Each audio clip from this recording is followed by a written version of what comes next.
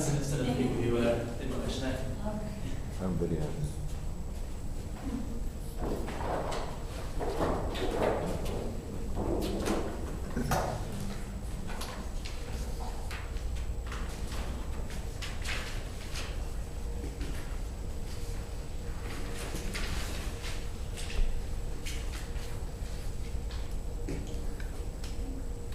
Okay, what I'm looking at the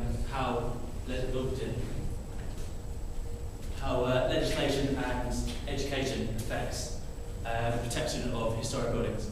Our historic buildings need to be protected for their cultural value, for a bit of a sense of nostalgia, but also to keep them fit for purpose. To do this, we need to be regularly maintained. But to have regular maintenance, we need people who understand the materials and the traditional techniques.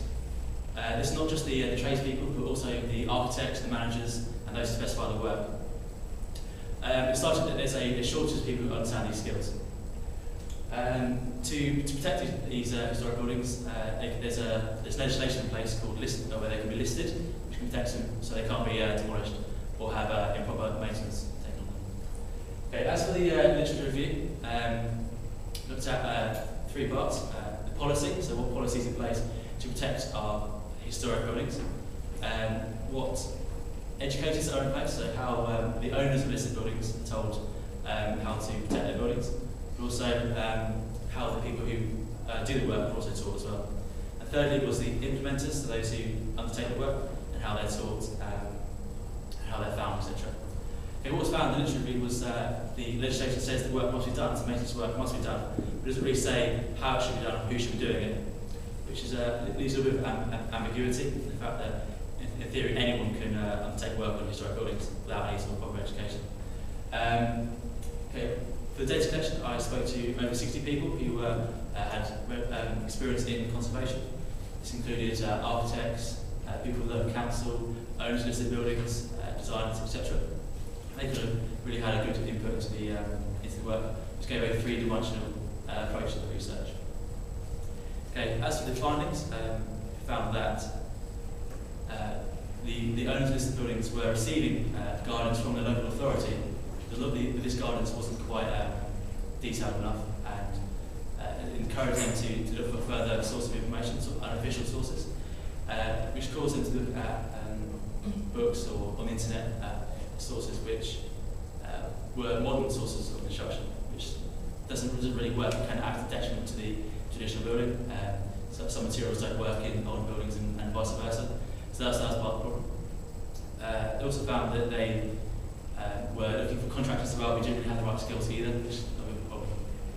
As for the contractors undertaking the work, they stated that they would like some more guidance from the local authority under how to undertake the work too.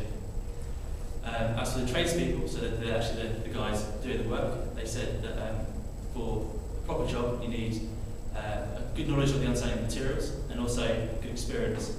And when questioned where they got their knowledge and experience from, very few of them had formal teachings, i.e. college or qualification, and all of them, nearly all of them had learned on the job, sort of unofficial or informal means, which led them to suggest that there needs to be some sort of apprenticeship scheme developed for those who are interested in learning traditional conservation skills, which there isn't at present. There are apprenticeships relevant, but they're not really to do with the actual skills. They're more about conservation management, i.e. national parks, etc. As for the training to do with modern construction methods, rarely do they touch on the traditional means as well. As for the recommendations, first of all I would say that this won't be a wish list. There's been lots of money taken out of conservation recently with the most recent budget, so that's part of the problem. So this won't be some sort of pie in the sky idea, it's got to be practical. One of the problems the local authority said was, whilst they would love to be able to involve with every conservation project within an area, it was difficult for them to keep tabs on each one because, for example, in Loughborough there are 143, just in the town itself, 143 listed buildings but only one conservation officer, so he can't really keep tabs on each building. So these recommendations had to be sort of allowed for that fact. One of the first recommendations to be on the national level would be to implement some sort of apprenticeship scheme, like I've already mentioned. Further down on the local authority side of things, I would recommend having a session sort of opening for the people who live in the area who are owners of the buildings to come and meet the local contractors, etc. Have a bit of a networking session, but also it's more efficient. So the local planning officer can address all 143 people at once, rather than having 143 one-on-one sessions. And also, when a project is finished, I suggest that the local council take note of the particular